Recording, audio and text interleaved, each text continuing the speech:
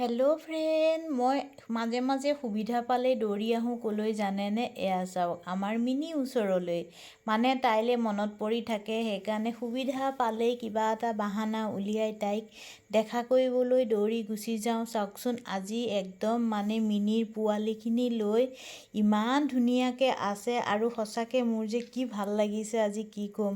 বুবু ভাগৰ খোৱা লৈ গৈছিলোঁ সিহঁতৰ কাৰণে, যিহেতু আগতে মিনিয়ে বহুত খাইছিলে। চাওকচোন, তাইক খাই খাই থাকিলে মালিচ কৰি দিলে আৰাম পায়। আগতে যিহেতু মই তেনেকৈ দিছোঁ, এতিয়াও আজি গৈ তাইক খাবলৈ দিলোঁ, অলপ মালিচ কৰি দিলোঁ।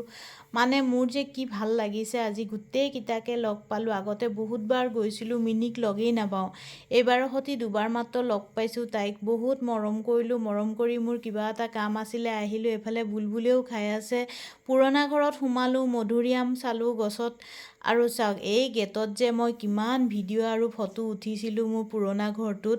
অহা সময়ত আকৌ মিনিক সোমাই অকণমান ধুনীয়াকৈ মৰম কৰিলোঁ। আৰু ইয়ালৈ চাওকচোন, একদম পূৰা কাণ চান খাৰা কৰি পেলাই চাই আছে। সি ভাবিছে কাৰ কোলত উঠিলোঁ। বাৰু যিয়ে নহওক, সিহঁতক মৰম কৰি মেলি সিহঁতৰ ওচৰৰ পৰা বিদায় লৈ ওলাই আহিলোঁ। মনটো বেয়া লাগিছে, তথাপি উপায় নাই, আহিব লাগিব। আৰু আহি পেলাই ওচৰতে এখন ৰেষ্টুৰেণ্ট আছিলে, ফাষ্টফুডৰ দোকান। আমি দুইজনীয়ে মিলি এগ ৰোল খালোঁ। আৰু এইফালে বুলবুলি চাওকচোন, আমাক বাহিৰত পহৰা দি আছে। এগ ৰোল দুইজনীয়ে খাই মেলি সন্ধিয়া হৈ গ'ল।